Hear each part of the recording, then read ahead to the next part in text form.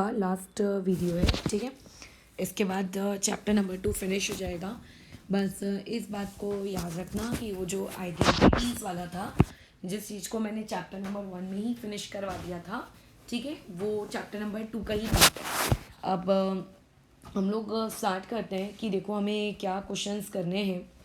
अभी जैसे तुम लोगों ने आइडेंटिटीज़ पढ़ रखी है, तो अगर कल को तुम्हें कोई क्वेश्चन ऐसा आ जाए कि x² दिया हुआ है प्लस यहाँ पे 5x दिया है प्लस 6 दिया है, तो तुम लोग तुरंत डिसाइड करोगे कि अच्छा हाँ, इस क्वेश्चन में हम लोगों को क्या करना है, मिडिल टर्म स्प्लिट अप करना है करके, ठीक है। ये 8 में भी था काम। उसके बाद मान लेते क्वेश्चन कुछ ऐसा आ जाए a² माइनस 9, तो दिमाग में तुरंत आएगा कि अच्छा ठीक है, इसमें a² माइनस b² की आइडेंटिटी लगा दो। तो जितनी प्रकार की आइडेंटिटीज तुमने पढ़ी है, ठीक है, 9 टाइप की आई थिंक, तो वो 9 टाइप की आइडेंटिटीज़ को तुम्हें अप्लाई करना आता है।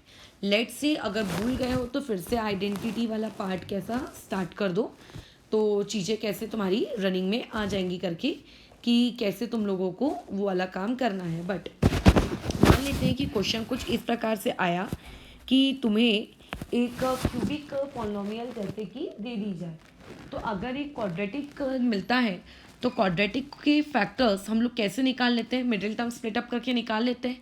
बट अगर मान लेते हैं आपके पास एक क्यूबिक पॉलिनोमियल है, क्यूबिक का मतलब जिसमें डिग्री बराबर कितनी दी हुई है, आपको 3 दी हुई है, तो ऐसे वाले जो आपके पॉलिनोमियल्स होते हैं इन्हें मिडिल टर्म स्प्लिटअप नहीं किया जा सकता, ठीक है, क्योंकि मिडिल टर्म स्प्लिटअप जो होता है वो क्वाड्रेटिक के लिए एप्लीकेबल है, ना कि तुम्हारी क्यूबिक के लिए। तो फिर उन्हें कैसे सॉल्व करेंगे, तो इसमें एक्चुअल में 2 तरीके होते हैं। एक रहता है कि आप पूरे क्वेश्चन को जो मेथड है, मेथड में इस तरीके से 2 तरीके होंगे। पहला होता है कि आप यहाँ पे फैक्टर थ्योरम यूज़ कर रहे हो पूरी तरीके से कंप्लीटली, क्वेश्चन के स्टार्टिंग से लेके क्वेश्चन की एंडिंग तक फैक्टर थ्योरम के वाया आंसर्स निकाल रहे हो। और एक जो आपका मेथड होता है, उस मेथड में हम लॉन्ग डिवीजन भी यूज़ करते हैं अलॉन्ग विथ फैक्टर थ्योरम, ठीक है, यानी कि फैक्टर थ्योरम को वहाँ पे यूज़ किया जाएगा प्लस लॉन्ग डिवीजन मेथड भी यूज़ किया जाएगा। तो इसमें क्वेश्चन सॉल्व करने के लिए मैं पर्सनली जिस मेथड को यूज़ करती हूँ वो ये वाला रहता है, factor theorem plus long division method. बहुत ही आसान और फटाफट आंसर आ जाता है और ज़्यादा टाइम वेस्ट नहीं होता इसको करने में, बस आपके डिवीजन पे कमांड कैसा अच्छी होनी चाहिए। तो बस हम लोग अभी इलस्ट्रेशंस करना शुरू करते हैं।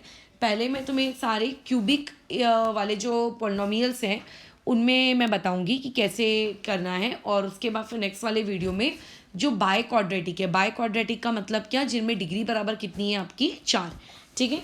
तो देखो जरा, जो पहला इलस्ट्रेशन है वो कुछ इस तरीके से दे दिया है कि तुम्हें एक क्यूबिक पॉलिनोमियल दे दी, ठीक है, कि ये रखो एक क्यूबिक पॉलिनोमियल और इस क्यूबिक पॉलिनोमियल को क्या करो, फैक्टराइज करो। तो फैक्टराइज करने का मतलब ये होता है कि उसके जितने भी फैक्टर्स निकलते हैं तो आपको वो सारे फैक्टर्स ढूंढ के निकालने हैं। अब क्वाड्रेटिक का है तो क्वाड्रेटिक में डिग्री कितनी होती है, 2, तो उसके फैक्टर्स भी 2 होते हैं। अब जो क्यूबिक होता है, क्यूबिक का मतलब ही होता है कि वहाँ पे डिग्री बराबर कितनी है, 3, तो जितनी डिग्री होती है नंबर ऑफ फैक्टर्स भी क्या होते हैं, उतने ही होते हैं। तो यहाँ पे जो नंबर ऑफ फैक्टर्स रहेंगे इसके, वो कितने रहेंगे, 3। अब हम कैसे निकालें, क्योंकि इसको स्प्लिट तो किया जा नहीं सकता, इसके पे कोई आइडेंटिटी लगती नहीं है।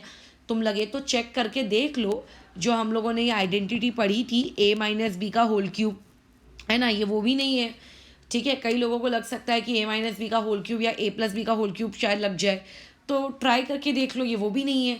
तो फिर कैसे इनको फैक्टराइज करना है, तो देखो सबसे पहले आपको क्या करना है कि आपका जो ये पीछे का कांस्टेंट पार्ट है ना, इस कांस्टेंट पार्ट को अच्छे से देखो। ये कांस्टेंट पार्ट क्या है, 6।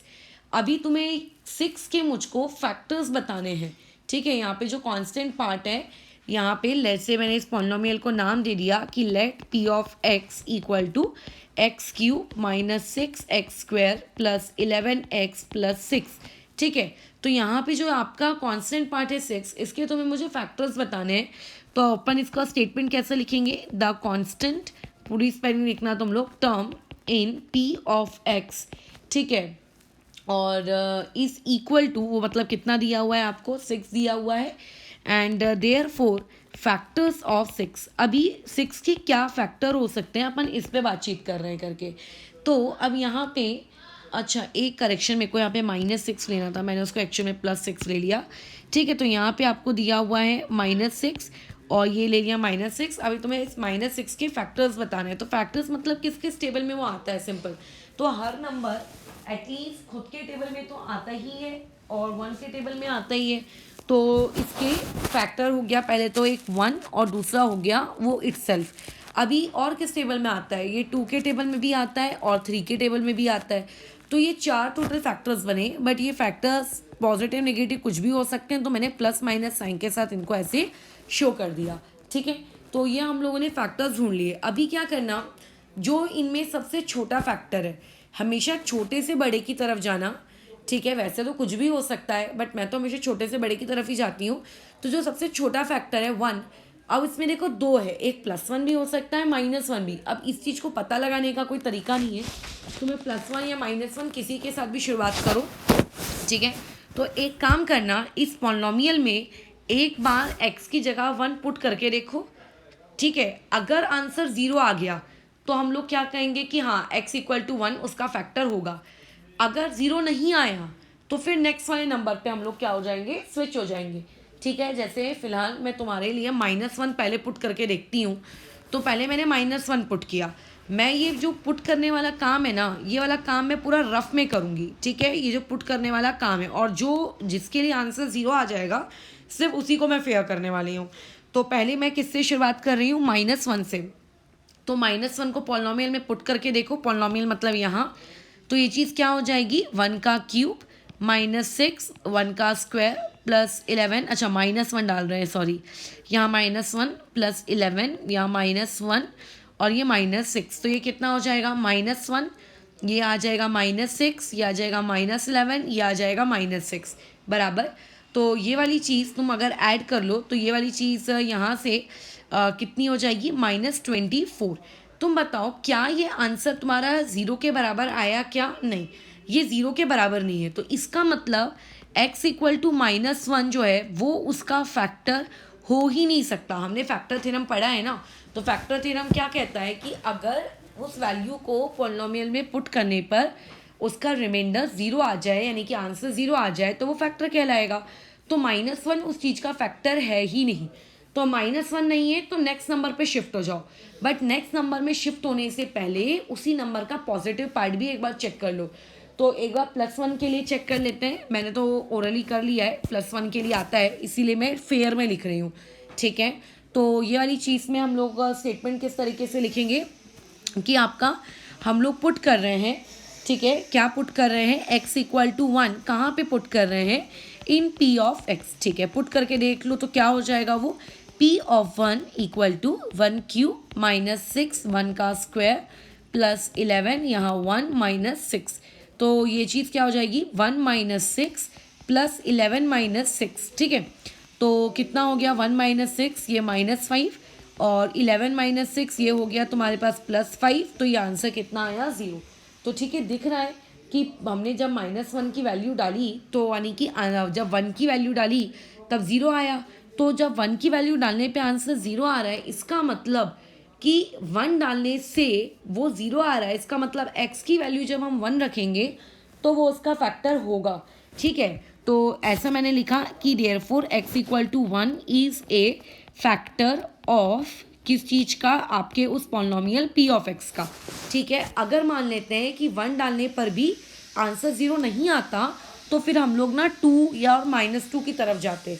ठीक है, बट आ गया तो उसी स्टेप पे रुक जाना, जो नहीं इसीलिए रफ में करना, जो नहीं आ रहा है उनको यहाँ लिख के फालतू सप्लीमेंट नहीं भरनी है, जो आ रहा है सिर्फ उसको यहाँ पे मेंशन करना है। अच्छा, अब देखो एक्चुअल में मैंने ऐसे तो आंसर लिख दिया है कि x = 1 is a factor, but मुझे ना कभी भी इस फॉर्मेट में आंसर नहीं लिखना है। तुम्हें अगर याद होगा जब हम लोग रिमाइंडर थ्योरम पढ़ते थे या फिर जब फैक्टर थ्योरम पढ़ते थे, तो रिमाइंडर थ्योरम और फैक्टर थ्योरम में चीज़ें किस फॉर्मेट में लिखी होती थी, ऐसे लिखी हुई होती थी ना, x - 1 3x - 2 5 - x। तो फिर बाद में अपन इसको लिखते थे ना कि अच्छा देयरफॉर x की वैल्यू 1 बराबर। तो ये चीज़ भी ऐसे ही फॉर्मेट में हमें लिखनी है। तो तुम सोचो अभी ये 1 + 1 है, तो ये +1 को जब मैं इधर x के बाजू में शिफ्ट करूँगी तो ये वाली चीज़ यहाँ शिफ्ट होके क्या हो जाएगी, माइनस। तो इस चीज़ को मैं लिख सकती हूँ कि x-1 इज़ ए फैक्टर, और यही लाइन हमको लिखनी भी है, ठीक है। इक्वल टू वाले फॉर्मेट में नहीं लिखना है, याद रखना। तो यहाँ तक की स्टेप्स देख लूँ, मुझे ही लगता कि यहाँ तक कोई गड़बड़ी होगी, बराबर। तो यहाँ तक हमने कर लिया। तो मैंने जैसे बताया था कि ये क्यूबिक है, ठीक है। क्यूबिक क्यों बोल रही हूँ, क्योंकि यहाँ पे इसकी पावर कितनी है, हाईएस्ट पावर 3, यानी कि इसकी डिग्री कितनी है, 3। और अगर डिग्री 3 है तो नंबर ऑफ फैक्टर्स भी कितने होंगे, 3। तो टोटल इसके पास 3 फैक्टर्स थे, जिसमें से एक फैक्टर हम लोगों ने ढूंढ के निकाल लिया, और वो कितना आया है, x-1। तो पहला फैक्टर तो मैंने ढूंढ लिया x-1। अब कितने फैक्टर्स बचे, 2। तो अब बाकी के जो 2 फैक्टर्स ढूंढने हैं ना, उनको ढूंढने के आप चाहो तो इसी को और फैक्टर थ्योरम से मतलब एक एक वैल्यू पुट कर करके देखते जाओ। जैसे मैंने अभी पुट किया -1 तो नहीं आया, +1 पुट किया तो आ गया, तो मैंने क्या लिख दिया, x-1 is a factor of px, ठीक है। वैसे ही तुम एक बार +2 पुट करके देखो, -2 पुट करके देखो, 3 पुट करके देखो, -3 पुट करके देखो, ठीक है। लेकिन यहाँ पर अपन वो वाला काम नहीं करेंगे, हिट एंड ट्रायल, इसे कहते हैं हिट एंड ट्रायल। अपन तुक्का मार रहे हैं ना कि ये भी हो सकता है, ये भी हो सकता है, ये भी हो सकता है, जिस पे लग जाए, तो वो हरकत हम नहीं करेंगे। हम यहाँ पे तुरंत लॉन्ग डिवीजन मेथड करेंगे।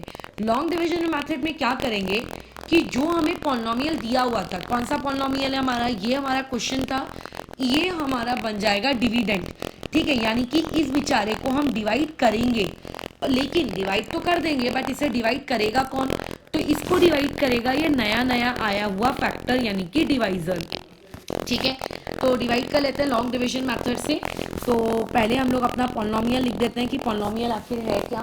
तो पॉलिनोमियल x³ - 6x² और +11x - 6। मैंने इससे पहले भी तुमसे कहा है, लॉन्ग डिवीजन मेथड करते वक्त इस बात का ख्याल रखा करो कि कहीं कोई टर्म बीच की मिस तो नहीं है, ठीक है। और लॉन्ग डिवीजन मेथड में तब तक तुम्हारी कमांड नहीं बनेगी जब अटेम्प्ट करके भेजोगे नहीं और चेकिंग नहीं होगी, ठीक है। तो जो महान आत्माओं ने अभी तक कॉपी चेकिंग के लिए मेरे पास भेजा नहीं है, वो महान आत्माएं पेंडिंग ऐसे में मैं तो आगे बढ़ती जाऊंगी, ठीक है। क्योंकि ये लॉकडाउन तो भी खत्म तो होने वाला नहीं, हम वेट तो नहीं कर सकते ना कि कब ट्यूशन खुलेंगे, कब पढ़ाई करने बैठेंगे। तो अभी अपन ने शुरू कर दिया और देखो अपने ऑलमोस्ट 2 चैप्टर खत्म होने में आ गए। फर्स्ट चैप्टर तक तुम लोगों का जोश अच्छा था, सेकंड चैप्टर तक आते आते पूरा ठंडा हो गया। तो उसको वापस से रीइग्नाइट करो और फिर से काम में लगो, क्योंकि अगर एक बार अभी पढ़ के रख लोगे तो जब नेक्स्ट टाइम पढ़ोगे तो रिविजन होगा, ठीक है। तो चलो हम लोग डिवाइड करते हैं। किससे डिवाइड करना है, जो नया नया फैक्टर आया है x-1 से डिवाइड करना तो आता ही है, ठीक है। तो मैं अभी स्टेप्स एक्सप्लेन नहीं कर रही हूँ। अगर तुम्हें एक्सप्लेन करके चाहिए तो वो लॉन्ग डिवीजन मेथड का ऑलरेडी वीडियो बना हुआ है, उस चीज़ को वापस से देखो। होमवर्क PDF के फॉर्मेट में भेजा हुआ है तुम लोगों के पास, उसको सॉल्व करो, कॉपी चेकिंग के लिए दो, फिर बराबर बनेगा, ठीक है। हमेशा नए नए इलस्ट्रेशन देखने से नहीं बनता है, खुद प्रैक्टिस करने से मैथ्स बनती है। तो ये वाली चीज़ देखो कैसी हो जाएगी, यहाँ आ जाएगा x², फिर उसको मल्टीप्लाई कर लेंगे तो ये हो गया x³ - 1x²। फिर नेक्स्ट स्टेप में हमने साइन चेंज कर ली, ये वाली चीज़ कट गई और ये हो गया -5x² + 11x - 6, ठीक है। उसके बाद -5x² को x से डिवाइड कर लेते हैं तो ये हो गया -5x, और फिर मल्टीप्लाई करके -5x² और फिर आ गया +5x। साइन चेंज कर लेते हैं इस तरीके से, तो ये वाली चीज़ कट गई आपकी, यहाँ आ जाएगा 6x - 6। फिर अगेन डिवाइड करोगे तो ये आ गया +6 और +6 के बाद अगेन मल्टीप्लाई तो 6x - 6 पूरा ही कट गया और 0। अब ये बात याद रखना, इन सवालों की खास बात ये होती है कि आखिरी में रिमाइंडर 0 आएगा ही, क्योंकि वो आपको फैक्टर्स ढूंढने को कह रहा है, ठीक है। उसके तो अगर वो फैक्टर्स ढूंढने को कह रहा है मतलब उसके पास फैक्टर्स है, और अगर फैक्टर हैं तो रिमाइंडर तो 0 आना ही है। क्यों रिमाइंडर 0 आना है, क्योंकि देखो ना x-1 तो फैक्टर है और फैक्टर होने पे तो रिमाइंडर 0 आता ही है। तो अगर रिमाइंडर 0 नहीं आ रहा है तो समझ जाना कि तुमने कहीं गड़बड़ कर दी है लॉन्ग डिवीजन में, फिर आगे बढ़ना ही मत, उसी स्टेप पे रुक के अपना करेक्शन ढूंढ लेना, ठीक है। तो डिवाइड करके मुझे क्या मिला, अब इस बार मेरे को मतलब है इसके क्वेश्चन से, ये जो डिवाइड करने पे जो क्वेश्चन मिला है ना, ये क्वेश्चन इस बार हमारे काम का है। उठाओ जरा इस क्वेश्चन को, क्या करूँ इस क्वेश्चन को उठाकर, तो ये जो क्वेश्चन आपके पास आया है इस क्वेश्चन को स्प्लिट करो। ठीक है, मैं इसकी मिडिल टर्म स्प्लिटअप करूँ। मिडिल टर्म स्प्लिटअप 8th क्लास में सीखी है। मान लेते हैं तुम में से कोई अगर ऐसा है जिसको मिडिल टर्म स्प्लिटअप नहीं आती है तो मुझको बताओ। अभी 10th वालों का क्वाड्रेटिक वाला चैप्टर चल रहा है तो उनके लिए ऑलरेडी अंकित ने वीडियोस बनाए हुए हैं मिडिल टर्म स्प्लिटअप के, तो वो वाली चीज़ हम तुम्हें शेयर कर देंगे। ठीक है, वैसे ये 8 में सिखाया जाता है बेसिक मिडिल टर्म स्प्लिटअप। तो अभी ये वाली चीज़ को हम लोग स्प्लिट कर लेते हैं। तो ये वाला चीज़ देखो क्या हो जाएगा, यानी कि x² माइनस 5x प्लस 6, इसको अगर मैं स्प्लिट करूँ तो ये हो जाएगा x² minus 3x minus 2x और प्लस 6। फिर उसके बाद यहाँ आ जाएगा x और ये x माइनस 3, यहाँ पे -2 कॉमन आ जाएगा तो माइनस साइन कॉमन निकालते हैं तो याद रखना अंदर की साइन चेंज हो जाती है। ठीक है, इसमें गड़बड़ी मत करना। ये हो गया x माइनस 3 और x माइनस 2, ये ऐसे। ठीक है, 2 फैक्टर्स हमारे पास निकल कर आ गए। तो अब तुम देखो कि अब हमारे पास टोटल 3 फैक्टर्स हो गए। कौन से हैं हमारे 3 फैक्टर्स? ये जिसे हम पहले ही ढूंढ के रखे थे, और बाकी के 2 फैक्टर्स कौन से हैं? ये जो मिडिल टर्म स्प्लिटअप करने से आए। ठीक है, तो इस तरीके से टोटल हम लोगों के पास फैक्टर्स कितने हो गए? 3। तो हम इस अपने आंसर को किस तरीके से लिखेंगे कि जो हमारी ओरिजिनल पॉलिनोमियल थी x³ minus 6x² plus 11x minus 6, इसके कितने फैक्टर्स है? टोटल 3 में से कौन कौन से? पहला जो हमने पुट करके निकाला था x माइनस 1, ठीक है, और बाकी के 2 हमने मिडिल टर्म स्प्लिटअप से निकाल लिए x minus 3 and x minus 2। तो देखो इस तरीके से 3 आ गए। अब 3 से ज़्यादा नहीं हो सकते, बराबर। तो जब भी तुम्हें क्यूबिक पॉलिनोमियल दी जाए और क्यूबिक पॉलिनोमियल को फैक्टराइज करने को कहा जाए तो कभी भी क्यूबिक पॉलिनोमियल ना डायरेक्ट मिडिल टर्म स्प्लिटअप नहीं कर सकती, बराबर। अब उसको क्वेश्चन को सॉल्व करने के लिए या तो फैक्टर थ्योरम पूरी तरीके से अप्लाई करते हैं या तो factor theorem plus long division. मैं तो factor theorem plus long division use करती हूँ, काफ़ी अच्छा रहता है करके, बराबर। हाँ, लेकिन इसमें एक चीज़ का तुम्हें और ख्याल रखना है कि इससे ऐसा रट्टा मार के मत बैठ जाना कि क्यूबिक पॉलिनोमियल आई तो करके हम ये करेंगे। थोड़ा मैं आज ही कह रही हूँ, अपना वीडियोस को थोड़ा पीछे जाओ अपने चैनल में, वहाँ जाके देखो a+b का होल क्यूब और a-b का होल क्यूब, वहाँ पे इसके जैसे इलस्ट्रेशंस। ठीक है, कई बार तुम पगलेट समान a+b का होल क्यूब या a-b के होल क्यूब की आइडेंटिटी लग रही होगी, 2 स्टेप में आंसर आ रहा होगा, और अगर आइडेंटिटी का ज्ञान नहीं होगा तो पगलेट समान इतना लंबा निकालोगे और फाइनल आंसर निकल के आएगा कि तीनों ब्रैकेट एक जैसे। ठीक है, तो एक बार वो a-b का होल क्यूब और a+b का होल क्यूब ना रिवाइज कर लो।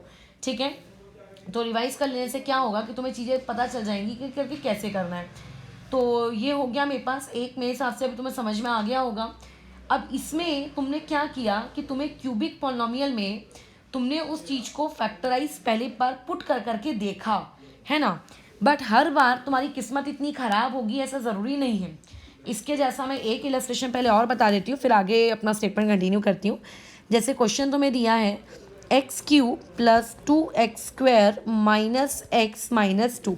तो अब देखो यहाँ पे मैं अभी डायरेक्ट लिख रही हूँ, स्टेटमेंट तुम लोग लिख लेना। पहला क्वेश्चन मैंने बहुत ही इज्जत से लिखा है।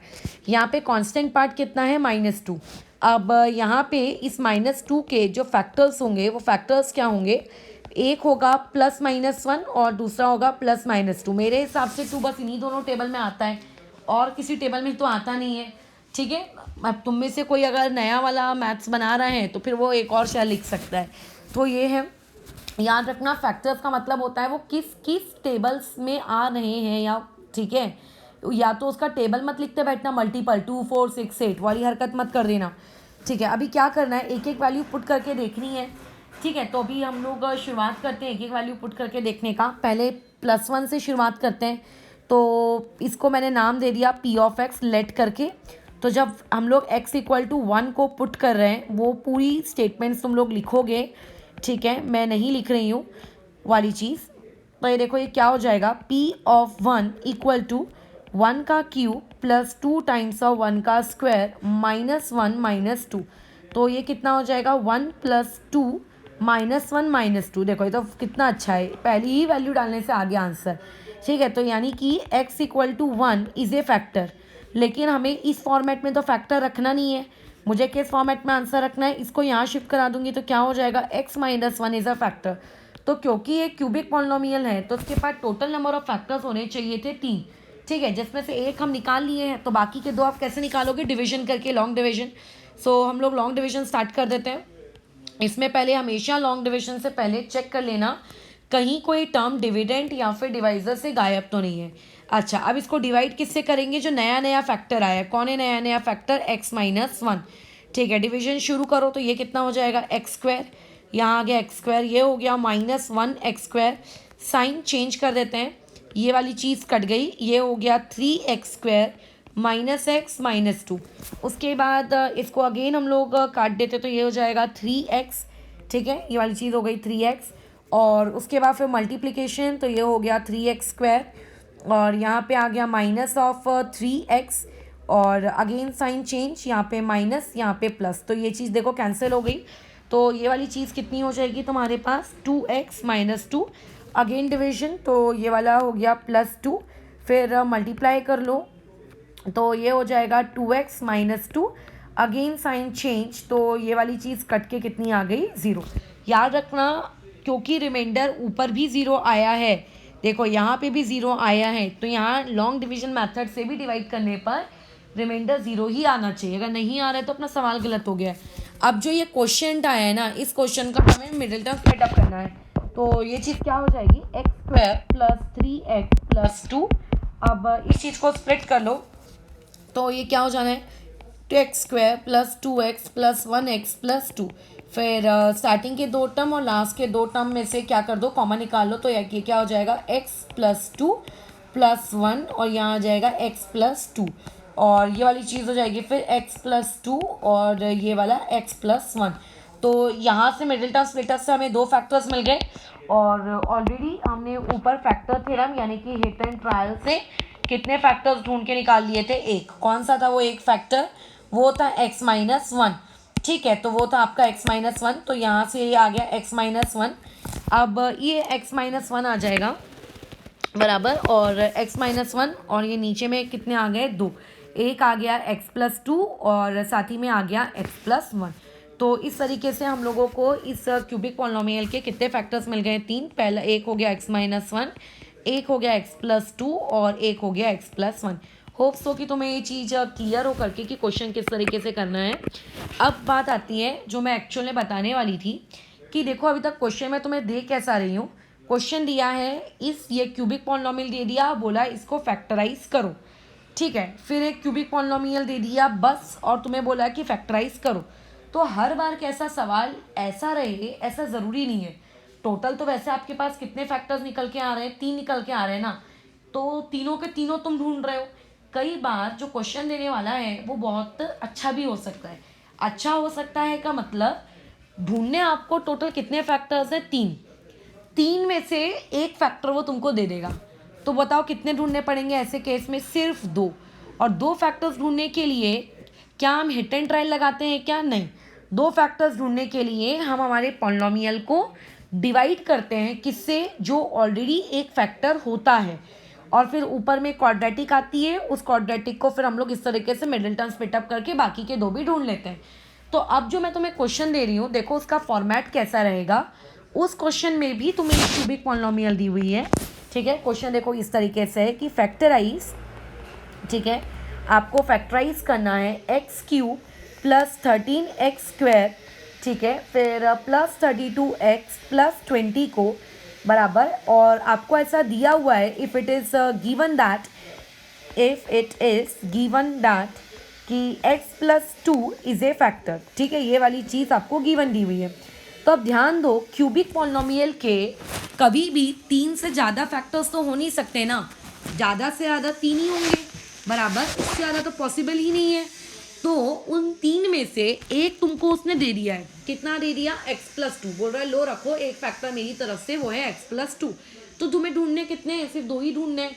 तो ऐसे में जो अपन ये स्टार्टिंग की स्टेप करते थे ना, ये हिट एंड ट्रायल वाली, कि कांस्टेंट लिखते थे, फिर फैक्टर्स निकालते थे, फिर ये वाला पूरा का पूरा पार्ट तुम्हारा स्किप हो जाएगा और डायरेक्ट तुम्हारा सोल्यूशन डिवाइड वाली स्टेप से स्टार्ट होगा। क्योंकि हम वो पूरा का पूरा हिट एंड ट्रायल क्यों करते थे? सिर्फ उस एक फैक्टर को ढूंढने के लिए। वो तो इस बार दिया हुआ है, सो क्यों करना। ठीक है, तो अभी हम लोग यहाँ पे डायरेक्ट लॉन्ग डिवीजन मेथड करेंगे। सो पहले लॉन्ग डिवीजन करने से पहले चेक कर लेना क्या कहीं कोई बीच का टर्म मिसिंग है क्या। अगर बीच का कोई टर्म मिसिंग होगा तो उसको फिर तुम लोग 0 के फॉर्मेट में लिख लेना। ठीक है, तो इस तरीके से किया। एक्स क्यूब को एक्स से डिवाइड किया तो ये आ गया एक्स स्क्वायर, उसके बाद मल्टीप्लाई कर लेते हैं तो ये आ जाएगा x cube plus 2x square. फिर नेक्स्ट वाली लाइन में मैं साइन चेंज कर रही हूँ, ठीक है। कई लोग ना लाइन छोड़ते नहीं है कॉपी में, तो लाइन छोड़ के किया करो, अच्छा क्लियर दिखता है। माइनस, और फिर यहाँ पे क्या आ जाएगा माइनस, ये वाला पार्ट तो तुम्हारा कट गया और ये वाला पार्ट कितना आ गया 11x स्क्वायर, और बाकी के टर्म्स को मैं नीचे उतार लेती हूँ 32x प्लस 20, ठीक है। फिर से डिवाइड करते हैं, तो डिवाइड करने पे ये कितना आ गया प्लस 11x, फिर मल्टीप्लाई कर लेते हैं तो ये हो गया 11x स्क्वायर, और यहाँ कितना आ गया 22x। फिर हम लोग नेक्स्ट में साइन चेंज कर लेते हैं इस तरीके से, तो ये आपका कट गया 32 में से 22 गया साइन बड़े नंबर की, तो बचा तुम्हारे पास 10x, और नीचे उतार दिया तो ये आ गया प्लस 20। 10x को x से डिवाइड किया तो ये चीज़ कितनी हो जाएगी प्लस 10, फिर तुमने मल्टीप्लाई किया तो ये चीज़ हो जाएगी 10x plus 20, and sign change कर लो और आपका रिमाइंडर 0 आना ही है। अगर रिमाइंडर 0 नहीं आ रहा है तो अपन ने कहीं गड़बड़ कर दी है लॉन्ग डिवीजन में, ठीक है। तो इस तरीके से हम लोगों को क्वाड्रेटिक मिल गई। अब वो क्वाड्रेटिक लिख लेते हैं, क्या है हमारी quadratic x square plus 11x plus 10। अब इसका बस तुम्हें मिडिल टर्म स्प्लिट अप करना है, तो अब देखो 10 का किसी के दिमाग में ऐसा भी आ सकता है कि 2 फाइजा वाला फैक्टर ले लेते हैं, बट 10 का 2 फाइजा वाला फैक्टर इसलिए नहीं ले सकते क्योंकि 2 और 5 को ऐड करके 11 नहीं मिलेगा ना, ठीक है। तो ऐसे केस में ये वाली चीज़ क्या हो जाएगी x square plus 10x plus 1x और फिर प्लस 10। फिर हम लोग कॉमन निकाल लेते हैं तो ये हो जाएगा x प्लस 10 और फिर प्लस 1 और यहाँ पे x प्लस 10। सो यहाँ से दो फैक्टर्स मिल गए, एक मिल गया x प्लस 10 और दूसरा मिल गया x प्लस 1, और ऑलरेडी आपको एक फैक्टर x प्लस 2 तुम्हें दिया हुआ था। तो इस तरीके से हमने उस क्यूबिक को पूरी तरीके से स्प्लिट कर लिया। तो फिर फाइनल आंसर हम रिपोर्ट कर देते हैं कि x cube plus 13x square, ठीक है, फिर प्लस 32x प्लस 20, ये वाले के 3 फैक्टर्स है। पहला जो कि दिया था x प्लस 2 और बाकी जो तुमने ऊपर मिडिल टर्म स्प्लिटअप से ऐसे निकाले, ठीक है। तो जब आपको एक फैक्टर दिया रहे तो बहुत ही अच्छी बात है डायरेक्ट डिवीजन से शुरू करना, और अगर एक भी नहीं दिया जाए तो पहला वाला फैक्टर तुम्हें हिट एंड ट्रायल से निकालना है, बराबर। मेरे हिसाब से अब ये बन जाएगा। इसके जैसा एक दो इलस्ट्रेशन मैं और ले लेती हूँ तुम लोगों को। अब जैसे ये क्वेश्चन आपको यहाँ पे दिया हुआ है कि एक और आपके पास एक क्यूबिक पॉलिनोमियल है, उस क्यूबिक पॉलिनोमियल को तुम्हें फैक्टराइज करना है। मैं डायरेक्ट पॉलिनोमियल लिख रही हूँ, वो कौन सी है 9z क्यूब, ठीक है, माइनस 27z स्क्वायर, और उसके बाद दिया माइनस 100z और प्लस 300। ये आपको एक क्यूबिक पॉलिनोमियल दिए, 3 रूट्स होंगे, जिसमें से वो बोल रहा है कि 3z plus 10 is a factor, यानी कि 3 फैक्टर्स होते हैं और 3 में से एक फैक्टर ऑलरेडी तुमको दिया है। तो ढूंढने कितने हैं, सिर्फ 2। तो 2 ढूंढने के लिए क्या मैं स्टार्टिंग की स्टेप हिट एंड ट्रायल करेंगे क्या, नहीं, डायरेक्ट हम लोग शुरू करेंगे डिवीजन से। तो यहाँ पे डिवाइड करना शुरू कर देते हैं। डिवीजन से पहले ये चीज़ ज़रूर चेक कर लेना क्या कोई बीच का टर्म गायब है क्या। मैं तो जब क्वेश्चन लिखती हूँ ना, या फिर जब क्वेश्चन को रीड करती हूँ, तो तभी मेरी आंखें स्कैन कर लेती हैं कि कोई बीच का टर्म गायब तो नहीं है, ठीक है। अलग से मैं टाइम नहीं निकालती उस काम के लिए, बट तुम अभी क्योंकि इनिशियल लेवल पे हो, बिगिनर्स हो, तो थोड़ा ट्राई करना उसको, नहीं तो गलत कर दोगे हरकत। तो ये चीज़ आएगी 3z प्लस 10, ठीक है। डिवीजन करते हैं, 9z क्यूब को 3z से जब डिवाइड करोगे तो वो चीज़ आ जाएगी 3z स्क्वायर, तो इसको मैंने यहाँ ऊपर लिख दिया। फिर मल्टीप्लिकेशन करेंगे नेक्स्ट स्टेप में, तो मल्टीप्लिकेशन करने से आएगा 9z क्यूब और यहाँ आ जाएगा प्लस 30z स्क्वायर। फिर मुझे साइन चेंज करना है, तो यहाँ माइनस, ये वाली चीज़ कैंसिल, और ये वाली चीज़ आपकी आ गई माइनस 57z स्क्वायर। फिर मैं नीचे उतार लेती हूँ बाकी टर्म्स को, तो इस तरीके से हमारे बाकी टर्म्स नीचे आ गए। अब अगेन 57z स्क्वायर जो है माइनस, इसको तुम्हें डिवाइड करना है किस चीज़ से, आपके 3z से। तो ये चीज़ कितनी हो जाएगी 19, तो ये आ जाएगा माइनस 19z, और उसके बाद ये हो जाएगा माइनस 57z स्क्वायर, और उसके बाद फिर जब मल्टीप्लाई करोगे तो आएगा माइनस 190z। फिर साइन चेंज, तो यहाँ प्लस, ये वाली चीज़ कैंसिल, और 100 और 190, तो यहाँ पे आ गया तुम्हारे पास 90z प्लस 300। फिर 90z को अगेन 3z से मल्टीप्लाई मतलब डिवाइड किया तो वो चीज़ हो जाएगी प्लस 30। सो मल्टीप्लिकेशन, तो ये वाला काम हो गया 90z प्लस ये वाला हो गया 300। फिर इस तरीके से पूरा कैंसिलेशन ही हो गया है, तो रिमाइंडर 0 आ गया, वो तो आना ही है। फिर हम लोगों को मिल रहा है क्वाड्रेटिक, उस क्वाड्रेटिक को स्प्लिट करना है। क्वाड्रेटिक क्या है, 3z² माइनस 19z प्लस 30। ठीक है, अब इसको स्प्लिट करो तो 30 के फैक्टर्स तो बहुत सारे होते हैं, 6 5 भी होता है, तो 6 और 5 को लेंगे तो 6 और 5 11 बनाएगा। ठीक है, जैसे अगर मैं 6 और 5 को लेती हूँ तो अगर इनको ऐड करेंगे तो ये वाला फैक्टर बनेगा 11, मतलब टर्म बनेगा 11, और अगर सब्ट्रैक्ट करेंगे तो बनेगा 1। ना तो मुझे 11 चाहिए ना तो 1 चाहिए, तो 6 और 5 को हमने इग्नोर किया। और उसके अलावा होता है 10 इंटू 3, ये भी होता है। ठीक है, तो ये भी एक तुम ले सकते हो। अच्छा, मैंने 30 लिख दिया, तो 10 और 3 अगर लोगे, अगर उनका एडिशन हुआ तो वो चीज़ बन जाएगी 13, अगर सब्ट्रैक्शन हुआ तो बन जाएगा 7। हमें तो 19 चाहिए ना, तो फिर 19 का क्या फैक्टर लोगे तुम इस तरीके से। तो याद रखना, अब यहाँ पे ये जो चीज़ मैं कर रही हूँ ना, ये गलत है। वो इसीलिए क्योंकि ध्यान रखो, मिडिलटन स्प्लिटर में तुम्हें सिखाया गया है कि जब आप स्प्लिट करते हो ना, तो आपका जो ये स्क्वायर वाला टर्म है, इस स्क्वायर के सामने में जो ये नंबर लिखा होता है, ये नंबर अगर 1 है तो तुम क्या करो, डायरेक्ट स्प्लिट कर दो। ठीक है, जैसा अभी अपन ऊपर के एग्जांपल में करते आ रहे हैं, बट यहाँ पे उसके सामने क्या लिखा हुआ है, 3 बराबर। तो अब तुम्हें ऐसे केस में करना क्या पड़ेगा, ये जो स्टार्टिंग का टर्म है और जो ये लास्ट का टर्म है, इनका पहले मल्टीप्लिकेशन, ये मल्टीप्लिकेशन आपको अपनी कॉपी में लिखना नहीं है, सिर्फ दिमाग में याद रखना है। तो इनका मल्टीप्लिकेशन होता है 90, तो इस बार तुम्हें 90 के फैक्टर्स निकालने हैं, ना कि 30 के। ठीक है, जब भी आपके सामने का टर्म 1 के अलावा कुछ भी हो तो तुम्हें फर्स्ट टर्म और लास्ट टर्म को क्या करना पड़ेगा, मल्टीप्लाई। ठीक है, और मल्टीप्लाई करने के बाद तुम उनका जो प्रोडक्ट आया उसे लिखोगे नहीं कहीं भी। ठीक है, वो सिर्फ तुम्हारे दिमाग में रहेगा, फिर उसका फैक्टर निकालना है। तो अब तुम देखो 90 का फैक्टर निकालोगे तो 9 इंटू 10, ये हो गया सीधा सीधा, इनका एडिशन से 19 भी आ रहा है, तो ये चीज़ कैसी हो जाएगी, 3z²। ठीक है, जो जैसा है वैसी रहेगा। फिर आ जाएगा -10z माइनस 9z और प्लस में 30, ये वाला चीज़। फिर 3 कॉमन निकाल लेते हैं, तो ये वाली चीज़ 3 अगर तुम कॉमन निकालने गए तो 3 यहाँ से कॉमन तो निकलेगा नहीं, हाँ यहाँ से z कॉमन निकल रहा है। ठीक है, तो z कॉमन निकाल लिया तो ये आ गया 3z माइनस 10, और उसके बाद -3 फिर यहाँ से कॉमन आ गया, तो ये चीज़ हो जाएगी 3z माइनस 10। फिर ये स्प्लिट करके आया 3z माइनस 10 और z माइनस 3। तो इस तरीके से हमने स्प्लिट करके कितने फैक्टर्स निकाल लिए, 2, और ऑलरेडी आपको टॉप पे एक फैक्टर ऐसे दिया हुआ था करके। ठीक है, तो मिल गए हमें तीनों फैक्टर, लास्ट लाइन तुम लिख लेना। तो मेरे हिसाब से अब ये वाली चीज़ कर लोगे, इसमें कोई गड़बड़ी नहीं होगी, होप सो, डिवीजन में। और उसके अलावा अब देखो, इसमें मैं एक आखिरी इलस्ट्रेशन लेती हूँ। अभी मैंने जितने भी पॉलिनोमियल लिए ये क्यूबिक हैं। ठीक है, अभी मैं एक जो नेक्स्ट वाला वीडियो डालूंगी उसमें यही क्वेश्चन रहेगा, बट वो बाय क्वाड्रेटिक रहेगा। बाय क्वाड्रेटिक मतलब डिग्री बराबर कितनी, 4। ठीक है, उसके इलस्ट्रेशंस मैं तुम्हें थोड़े बहुत करके दिखा दूंगी। फिर मोर देन 4 डिग्री, जैसे 5 डिग्री 6 डिग्री, वो सवाल देखो जनरली आते नहीं है, बट अगर आए तो उनका तरीका भी सॉल्व करने का इसी तरीके से होगा। ठीक है, फिलहाल हम एक और सवाल देखते हैं क्यूबिक में।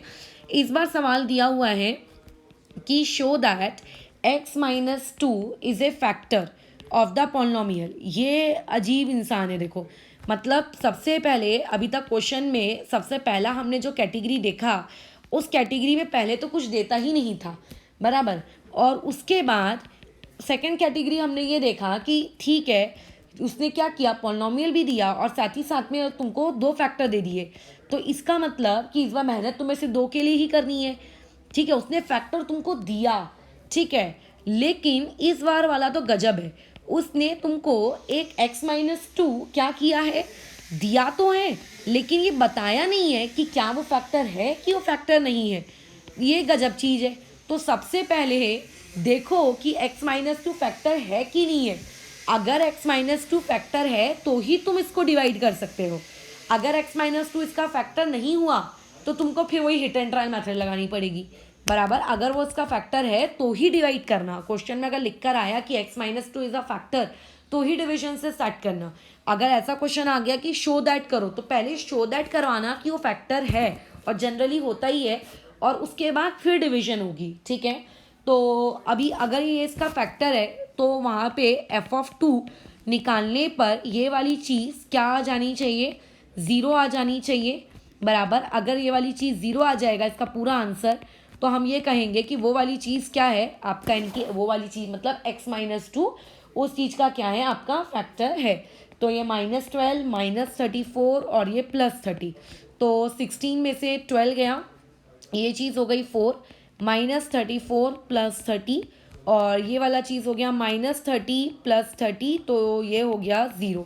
ठीक है, तो इस हिसाब से आपके पास फैक्टर आ गया x-2 इज़ ए फैक्टर। चलो बढ़िया है, वो उसका फैक्टर है। तो अगर वो उसका फैक्टर है तो तुम अब क्या कर सकते हो, उसको डिवाइड कर सकते हो। सो हम लोग डिवीजन शुरू कर देते हैं। बस देख लेना कि बीच का कोई टर्म गायब तो नहीं है। ठीक है, तो इस तरीके से ये मैंने डिवीजन शुरू किया, डिवाइड कर रहे हैं x-2 से। तो ये वाली चीज़ क्या आ जाएगी, यहाँ आ गया 2x² और यहाँ नीचे आ जाएगा 2x³ मल्टीप्लाई करने के बाद -4x² साइन चेंज, ये वाली चीज़ कट गई और उसके बाद यहाँ आया ये x² -17x +30। अब x² को तुम x से डिवाइड करोगे तो वो चीज़ आ जाएगी +x, अगेन मल्टीप्लाई करोगे तो यहाँ पे -2x, अगेन साइन चेंज, ये वाला कैंसिल हो गया पार्ट, ये हो गया -15x +30। -15x को उससे डिवाइड किया तो आया -15, अगेन मल्टीप्लिकेशन दिया तो ये वाली चीज़ ऐसी हो गई, साइन चेंज कर दो, पूरा कैंसिलेशन हो गया और ये कितना आ गया 0। ठीक है, तो हमें ऊपर एक क्वाड्रेटिक मिल गई। वो क्वाड्रेटिक इस बार क्या है, 2x² + x -15। डिस्क्लेमर अगेन, सामने का टर्म इस बार 2 है, तो तुम्हें डायरेक्ट 15 के फैक्टराइजेशन करने मत बैठ जाना। 15 और 2 को मल्टीप्लाई करो, उसको अपने दिमाग में रखो, कितना आता है 30 के फैक्टर्स ढूंढो। तो कई लोगों को लगेगा 10 3 ले लेते हैं, बहुत जल्दी आती ना अंदर से फीलिंग, बट 10 3 लोगे तो 10 और 3 को अगर लिया तो 10 और 3 ऐड होकर 13 बनाएंगे या फिर माइनस होकर 7 बनाएंगे। हमको तो यहाँ 1 चाहिए ना, तो ये वाला फैक्टर नहीं लेंगे, फिर क्या लेंगे 6 5 जा, क्योंकि अगर तुम 6 और 5 लोगे तो 6 और 5 ऐड होकर 11 बनाएंगे और सब्ट्रैक्ट होकर वाली चीज़ 1 बनेगी, तो इसमें 6 और 5 ले लेंगे। तो ये क्या हो जाएगा 2x² + 6x। ठीक है, और उसके बाद फिर कितना आ गया आपका -5x -15, कॉमन निकाल लो। यहाँ से क्या कॉमन निकल रहा है 2x, ब्रैकेट में आ गया x +3, फिर -5 और ये आ गया x +3, फिर ये वाली चीज़ हो गई x +3 और 2x -5। तो ये 2 फैक्टर्स तो हमने ढूंढ लिए और एक फैक्टर उसने दिया नहीं था, बट हमने उसको प्रूव किया कि हाँ वो भी एक फैक्टर है। तो इस तरीके से टोटल कितने फैक्टर्स आ गए 3। ठीक है, तो होप्स तो तुम्हें ये वाली चीज़ समझ में आ गई है कि अगर एक क्यूबिक इक्वेशन पकड़ा दी जाए तो उसको फैक्टराइज किस तरीके से करना है। अभी यही सेम चीज़ मैं तुम्हें बाइक्वाड्रेटिक यानी कि जिसमें डिग्री बराबर 4 होती है उसके इलस्ट्रेशन से भी समझा देती हूँ। फिर हम लोगों का चैप्टर 2 यहाँ पर होता है समाप्त।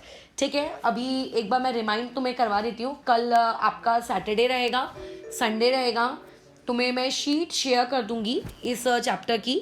फर्स्ट चैप्टर की शीट सॉल्व होके मेरे पास आदित्य की तरफ से आई है।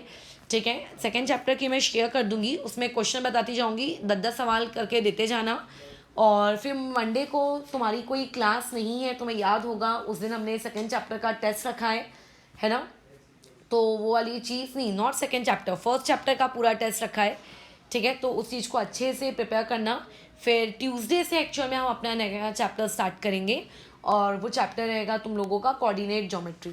ठीक है, हमारा मैथ्स का ये 3rd चैप्टर रहेगा कोऑर्डिनेट ज्योमेट्री। और कल के दिन और संडे के दिन अगेन फिर ये कॉपी चेकिंग का डे रहेगा। तुम्हें कोई डाउट्स है तो डाउट्स भेजो। कल तुम्हें तुम्हारे जो पिछला टेस्ट हुआ था उसके तुम्हें मिल जाएंगे टेस्ट पेपर, और जो क्वेश्चन तुम्हें वहाँ नहीं बने थे उसका कल लगे तो अपन डिस्कशन डे रख लेंगे। ठीक है, कल मॉर्निंग आफ्टरनून तक तुम्हें पेपर मिल जाएंगे। इवनिंग में अपने यही डेली टाइमिंग पढ़ाई करने वाला 6 बजे।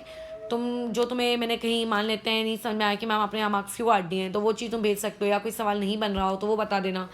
ठीक है, तो अपन कल टेस्ट पेपर का डिस्कशन डे रखने वाले हैं, तो जो तुम भेजोगे डाउट्स वाली चीज़ मैं बता दूंगी। अदरवाइज़ कुछ और भी पूछना चाहते हो तो भी पूछ लो, बट कल पूरा फिर कॉपी चेकिंग, परसों भी कॉपी चेकिंग, मंडे को test and new chapter will start from Tuesday onwards. ठीक है, तो ये वाली चीज़ अभी ढंग से प्रैक्टिस कर लेना।